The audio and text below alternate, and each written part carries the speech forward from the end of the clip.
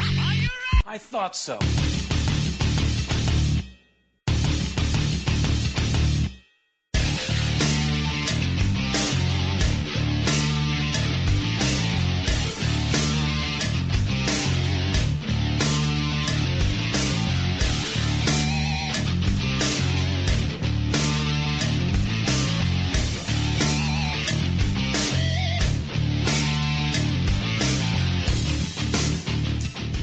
Joining me here on the TRS podcast line is Josh from the band ASHRR. What's going on, man? How are you? I'm doing good. How are you doing?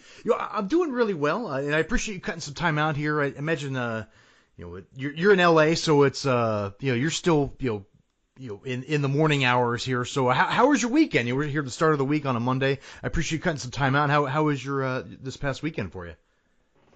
It was pretty good. Yeah, just trying to get ready for. We got show rehearsals coming up this coming weekend and our big show next week. So it's just been, basically that way. We've had some nice weather, gotten to go swimming, get to the gym. There you go. Spend some time with the dog and my wife, of course. Right. Now, obviously, you mentioned obviously prepping for a couple shows you have coming up, and obviously your debut album coming out May the 10th.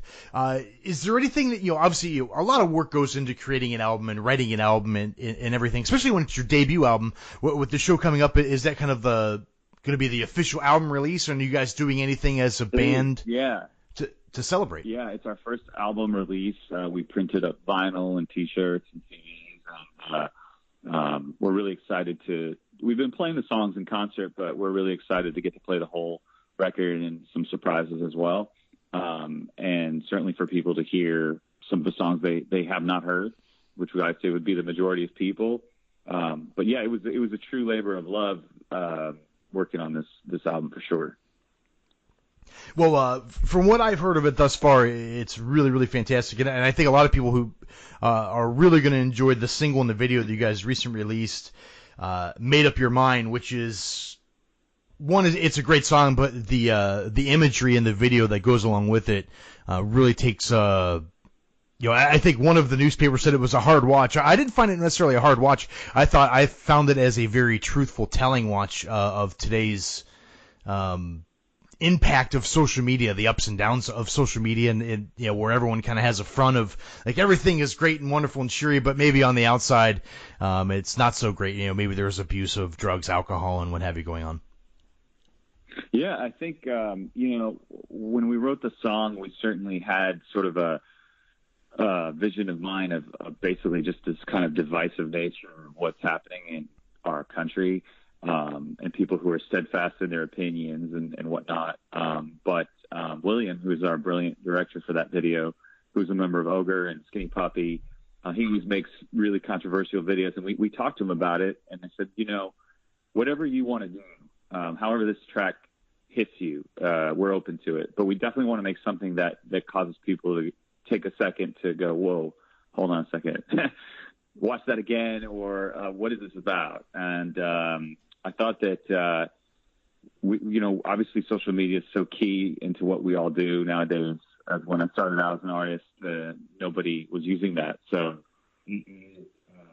it's sort of a question about exploring the dark side of social media, like you said, and the decisions that we make. Should some people be allowed, for instance, to be able to live stream, and those kinds of things. He just did a really great job. I think when they said it's a tough watch, to me, it's pretty real. And I know even for him personally, shooting it in his town, Tucson, that those are real experiences for a lot of his friends. So we all have some experience in that world.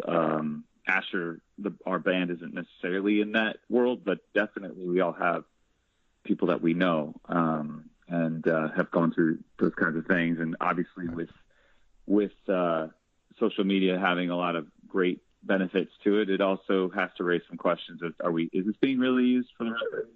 If there is such a thing. Yeah, I think there's... But I was going to say, with the song itself, I think that was a really hard song to write. We had the hook of it really early on. And Ethan, my partner in the band, we write all the music, and we write the lyrics with Steven, our singer.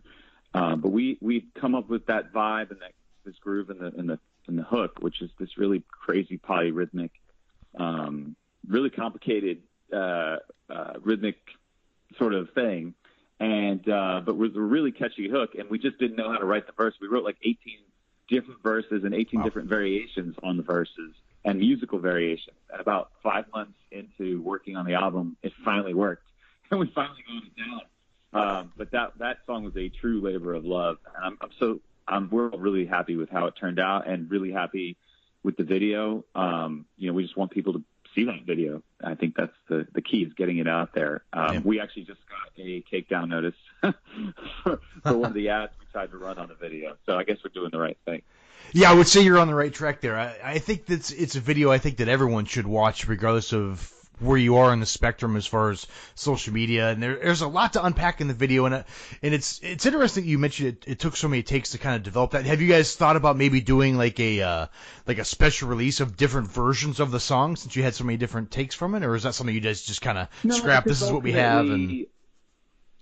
Well, as I say, the band has about 200 years collective experience. We're a new band, but we all been doing this a long time in different ways. And we had one rule, which is that we won't put out anything we don't think is absolutely what we think is the best, based on our own, of course, judgment. But no, I wouldn't want to put out the earlier versions of that song, because I think what we ultimately picked was the right one.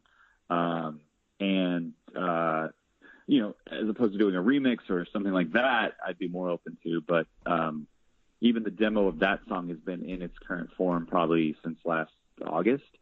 So I don't even barely remember. I know that one of the versions of this actually is interesting. One of the versions of the song in the verse we cut out of "Made Up Your Mind," and it became another song called "Lost in You." So you kind of have heard both in a certain way, at least musically. Well, that's really cool, and I appreciate you sharing a little background there into the track listing. It looks like the album's going to have about 11 tracks on it. Again, coming out May the 10th, Oscillator is the name of the album. But for you personally, you are a critically acclaimed piano prodigy. You were mentored by Rock and Roll Hall of Famer Dr. John. So share a little bit with me about your journey there as a musician and working with Dr. John, and what he was able to help you learn about, not necessarily music, but also the industry itself. I met him when I was a teenager. I was quite precocious, and I heard some New Orleans piano, and I got obsessed with it. And I went down to New Orleans, and luckily, I didn't know. He didn't even live there at the time, but it was like kismet. And I ended up going to one of the shows. I was too young, and I snuck into the show. And then I snuck backstage, and I met his road manager, and I told her that I was, I could basically play like him. And she's like, "Oh, you got to meet him." So he came down off the stage after the show and asked me a couple of questions, let me come back and hang out. I lived in New York for a long time, and he lived in New York, so I got to hang out with him all the time when he was in town doing shows. I basically pick his brain or sit behind him and watch him play his left hand. I think what most thing he taught me was the spirit and the feel of music. Especially in New Orleans, the style of what makes it so uniquely special. And also he taught me a great understanding of like a really slow 6/8 gospel feel that like Ray Charles uses a lot, which I found very difficult for my upbringing. I didn't have experience or exposure to that. So I worked really, really hard. But as far as the business goes, I can tell you one quote Mac gave me once, which he said that shit never goes down the way you think it's going to go down, even if it goes down exactly the way you think it's going to go down. And if you can dig that, you're all right.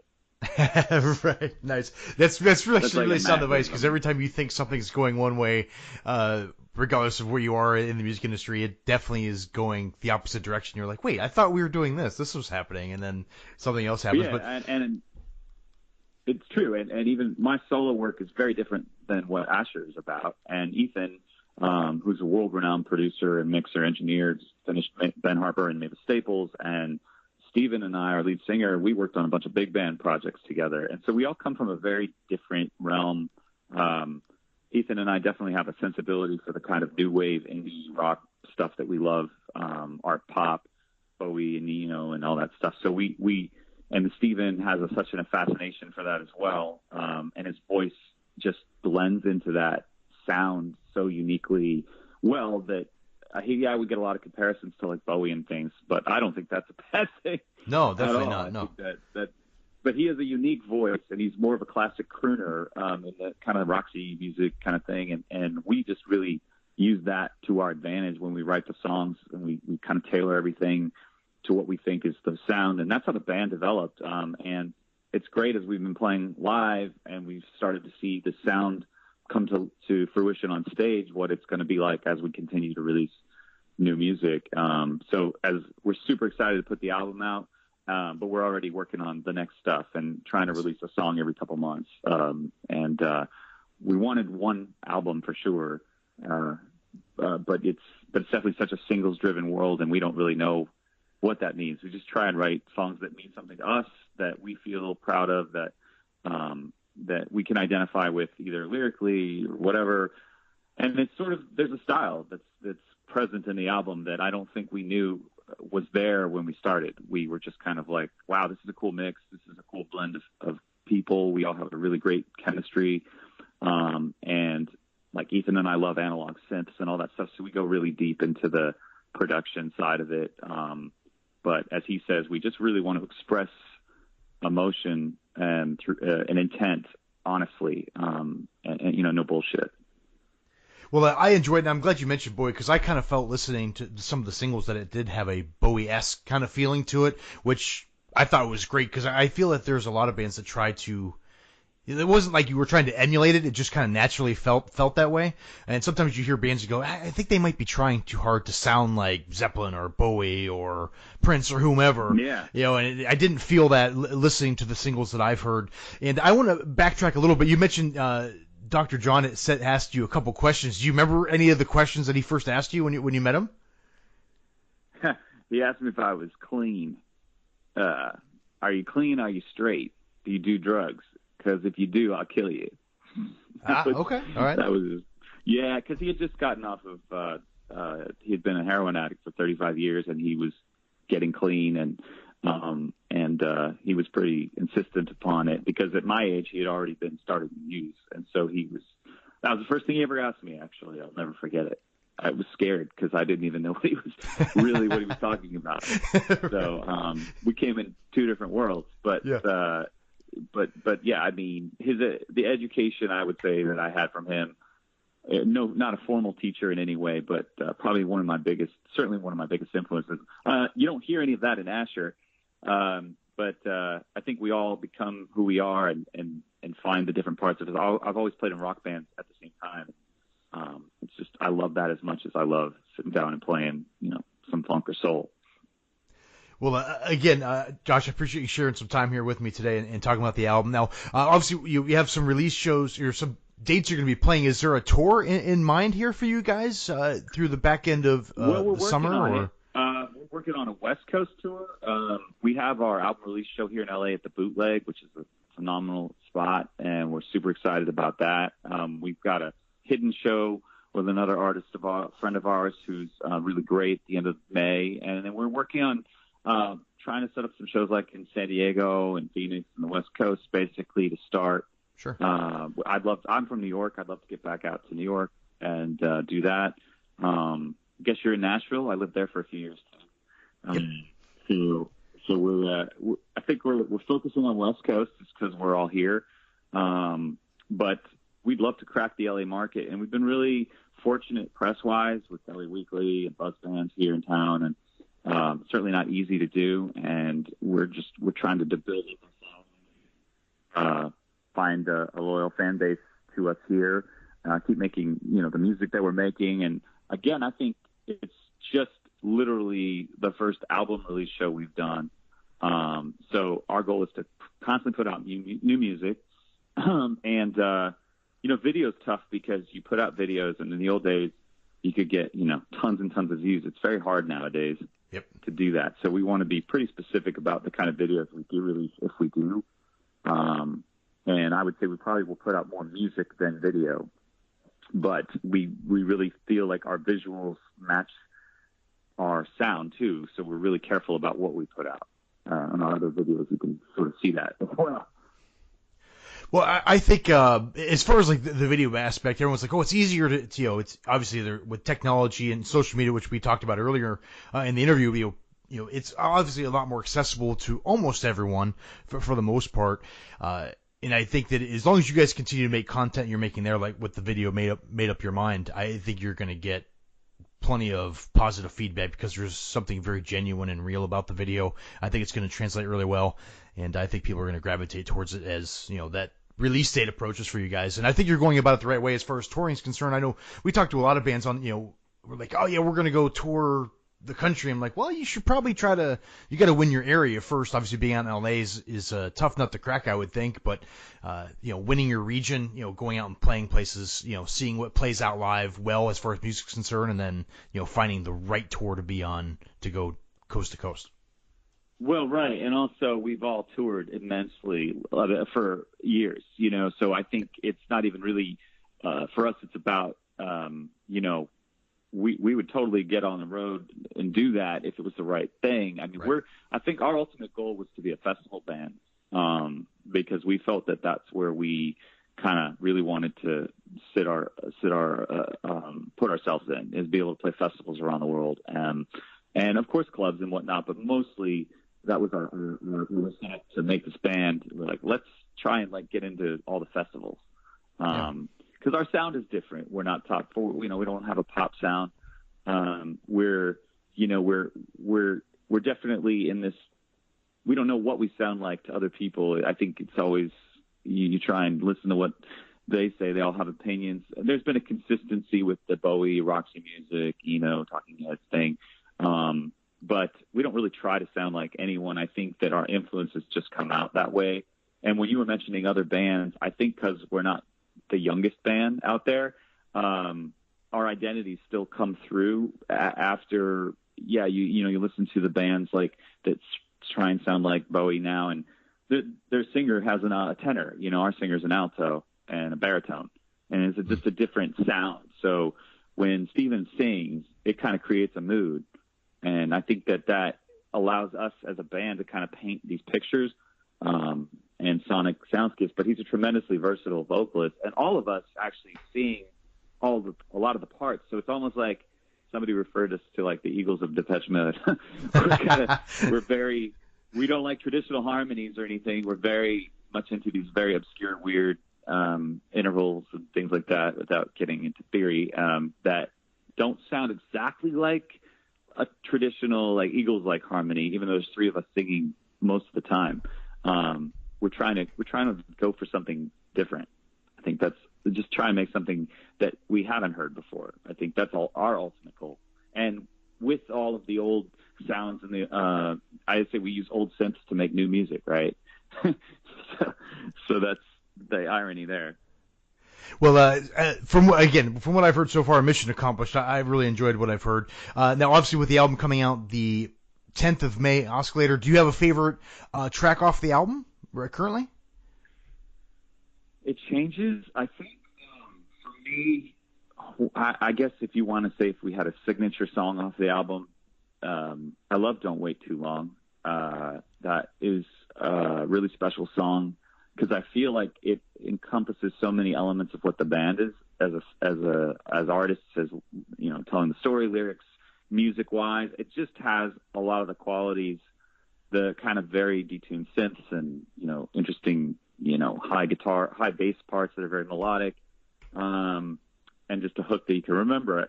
That song really stands out to me. Also, Paper Glass is a really special song. It took a long time for that to come together, and what we're trying to say in that song is that we're basically living in paper glass, right? Everything seems like it's strong, but it's literally crumbling in paper.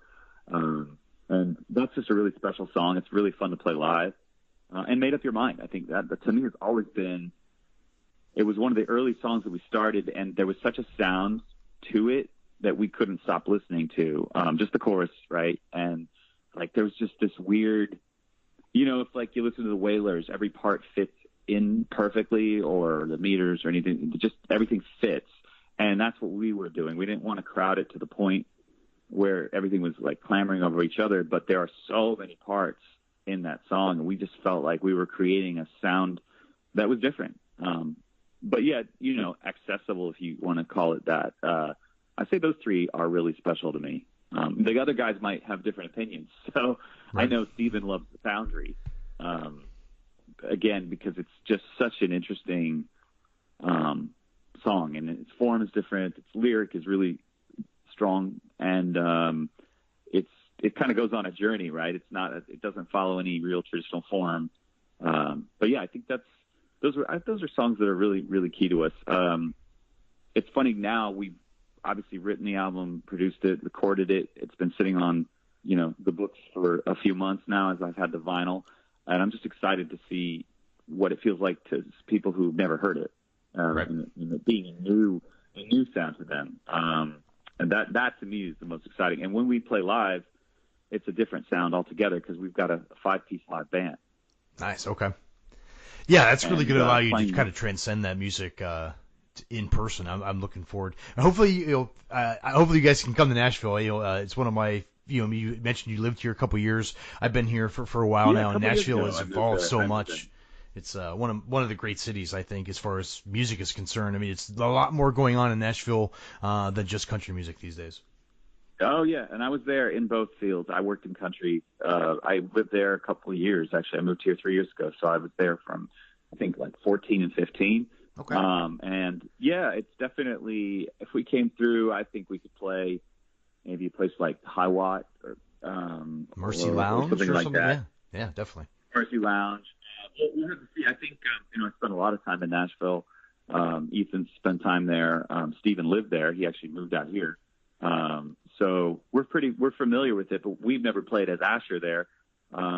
And it's definitely a cool scene. We'd have to figure out a good band that would be a good bill there. And, I don't really know who's there in the kind of lane that we run in. But I know that there must be. Yeah, I can actually, I tell you what, if you want, I can get a hold of, your PR guy and make some suggestions as far as some local bands here. I think that, funk, blues, soul bands that I think that you guys would really, really mesh with, overall really well. Yeah. I mean, our thing is so like kind of indie art rock kind of thing. So, yes. Yeah, I'm trying to think of all the bands' names escape me, but I know there's awesome bands there and awesome musicians and some of the best musicians that I'd ever come across. So I think Nashville's really, it's definitely a very special musical place for sure. Absolutely. And yeah, please do let them know.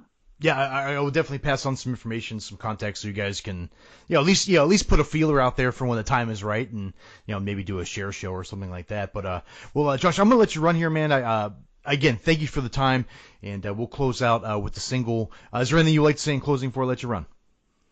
I just want to thank you so much for having us on the show, and make sure people go to our music. ASHRR Music is on Instagram, Facebook, Spotify. Check us out. Share us with your friends. We really appreciate it. Again, thank you for the time. It is ASHRR.